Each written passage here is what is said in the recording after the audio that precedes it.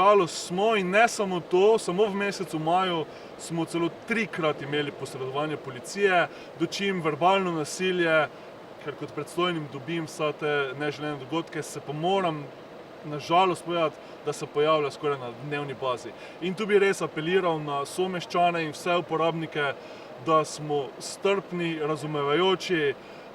To ni trgovina, to ni nakupovalni center, kjer se pride po robo.